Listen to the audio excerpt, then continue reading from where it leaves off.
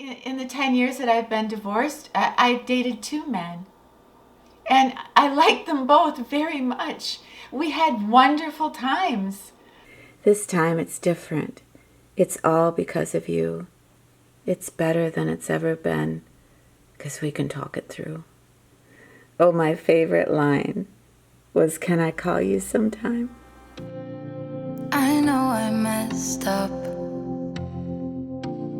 Yeah, I know I did you wrong. But I learned my lesson. Now what if we could move on? Remember the good days. I wish that we could go back. I know I'm not perfect, but at least give me a try. I'm sorry for making you feel like you're not good enough, 'cause you're the best, you know. I'm sorry for making you feel like you're not good enough. Give me a chance, yeah baby, try, just one more night, then make up your mind. Please don't say that it's goodbye, bye, bye. Hey everybody, I am so happy to see you today. Thank you so much for coming back and seeing me and Desi. It means so much. And I hope you had a good, calm, safe week. Thank you so much for your comments last week about Billy. And I also wanted to thank you for sharing some of your experiences with the song You Are My Sunshine. I have a little miniature music box, and I ended the video last week, cranking that little music box and playing that song. And you shared so many memories of having that song sung to you, or you singing that song to someone you loved, and it was so beautiful. Today I want to do something I haven't done in over a year, and that is what I called a look back at the movies. And that is taking a movie that I absolutely loved 20, 30 years ago and rewatching it with brand new eyes. So the movie that I picked this week is The Mirror Has Two Faces. And that movie came out in 1996. And I was 41 years old when I saw that movie, and I fell in love with that movie. And I rewatched it yesterday. And well, I'm 66. I'm almost 66 now. So I'm kind of anxious to discuss with you what I saw in that movie when I was 40 and what I see now. It's so completely different. In 1996, when this movie came out, I was dating a guy named Bill, and he was my landlord. And I would marry him a few years later. But, it was quite a turbulent relationship. So when I saw this movie, I'm 41 years old, and the two stars of this film are Lauren Bacall, who was 71 when she filmed the movie, and Barbara Streisand, who was right around 49. So of course I'm going to identify with Barbara Streisand, who plays Rose in the movie. Rose is a very brilliant college professor, but she's a little overweight. She doesn't wear makeup. She's kind of frumpy. And she answers an ad. Her sister answers an ad for her, and she meets a fellow professor that she falls madly in love with.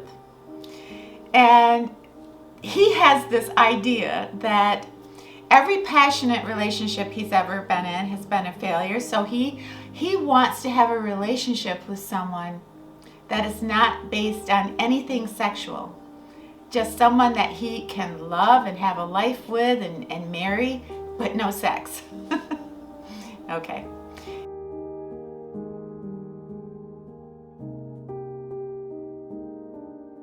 When I first saw this film, the scene that touched my heart so much. There were two scenes, and they kind of ran into each other. But Rose is really trying to make her marriage work, but she wants to be physical with her husband. She loves him. And so they kind of agree that morning that night maybe they can, get together. So she puts on a really sexy, nice black negligee, and she's trying to seduce him, and everything is kind of going okay. And then at the last minute, he says no, he doesn't want to have a physical relationship with her. And she's just lying on the floor in her pretty little negligee, broken. I don't know if you've ever felt rejected as a woman. I certainly have. And when I saw that scene in the movie, I couldn't believe it. I don't think I'd ever seen anything like that in a movie. So Rose decides that she will pack up and go home to her mother. And there's just this amazing scene where Lauren Bacall comes out and asks Rose, what's wrong? And Rose is just thinking to herself, this happened because he wasn't attracted to me. I'm not beautiful enough to be loved. I'm not beautiful enough for him to want to be with me. And so she asks her mother, tell me, I beg you to tell me, what was it like being beautiful? What was that like?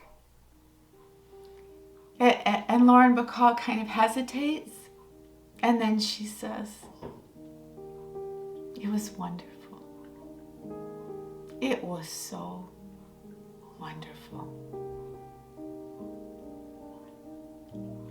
And right then and there, I realized that not just me, but perhaps women in general, struggled with their identity and struggled with feeling that somehow their value was wrapped up in their appearance. I mean, we came from the makeover generation, right? On Oprah, on Donahue, on the Today Show, Look at this woman before, how frumpy she is. Look at her afterwards. She's got, her hair done and makeup and, she looks so much better after, right? That's kind of the generation that we came from. So it's no wonder that we had these issues. So I always would remember that scene, and somehow in seeing this woman struggle, looking in the mirror, and on one hand feeling like a professional success, and on the other hand looking in the mirror and thinking she was unlovable, it spoke to me.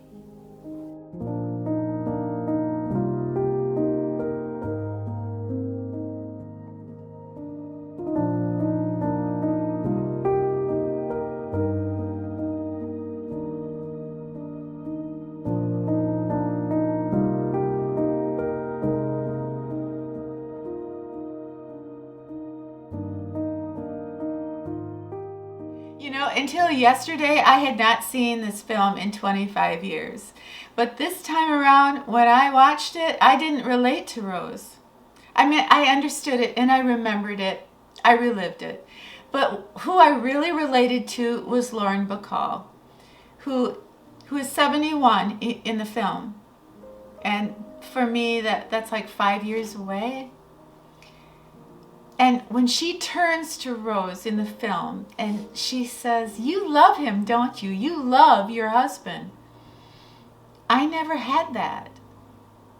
I was beautiful. But I never really ended up with the man that I loved. I didn't even really love your father. I settled. So I am jealous of what you have, Rose. And in that beautiful, beautiful scene, it's this mother who loves her daughter, who is admitting something that no woman would want to admit. I didn't love you. I wasn't madly in love with your father. I settled. And I'm envious of what you have. That's a gift. That was such a gift that she gave her daughter in that film. And it spoke to me. It spoke to me on so many levels now. I couldn't have possibly understood what Lauren Bacall was talking about 25 years ago, but I understand now. You know, I talk a lot about, you know, I would love to find someone that I could spend the rest of my life with. I talk about it a lot. And it's not that I need a man, it's just that I want one. And I have dated. In the 10 years that I've been divorced, I've dated 2 men. And I liked them both very much. We had wonderful times. But I knew I could never love them. I could never love them. And I knew my life would be so much easier if I would just end up with them, if I would marry them or live with them. I remember I told the last man that I dated, that actually is in some of my videos, I said, I need you to love me enough for 2. Because I just don't think I have it left in me to love as much as I should. But in the end, even though it looks so inviting, not to be lonely, to live out my life with someone, I knew I couldn't settle. I knew that they would never be happy with me. And I didn't want to be in divorce court when I'm 78 years old.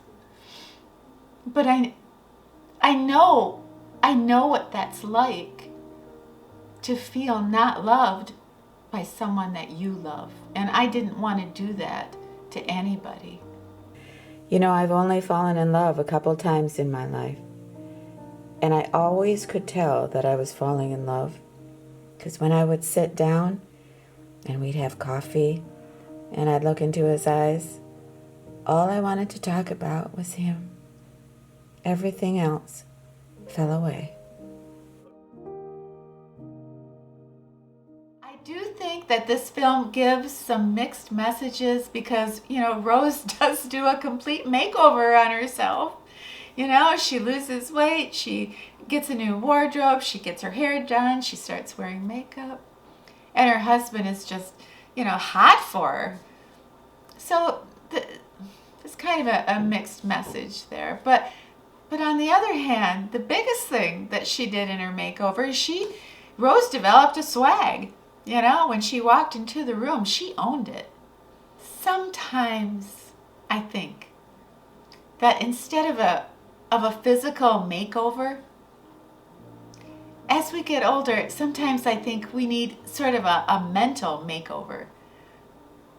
Changing the way we think about beauty and what makes us desirable, what makes us beautiful, and what makes us feel beautiful. The people around us, the things that we do. What can we put in motion that makes us feel so confident and so madly in love with ourselves that when we walk into a room, we own it. So, yeah, the mirror has 2 faces. And I also think the mirror can be anything we want. It's just the way that we see it.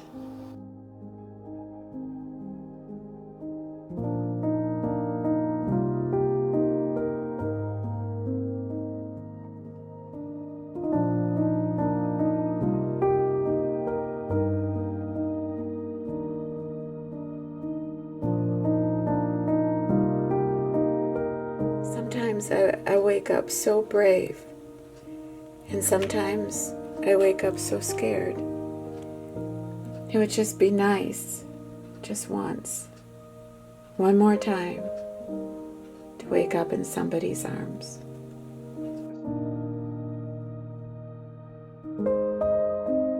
Hey everybody, thank you so much for hanging out with us today. I loved every second of it. Please have yourself a good, safe, brand new week. And, down below, if you have time, could you tell me, maybe suggest a movie that you would like to discuss here?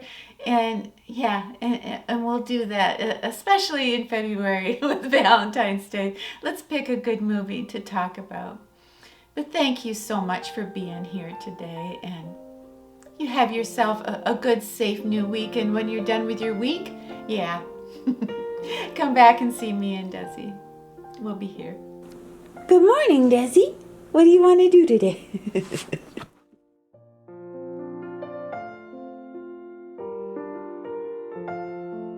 But romantic love may never touch my life again. And that's fine. I'll live a fine life without it. But sometimes I think it's the hope. It's the dream of romance that's almost as good.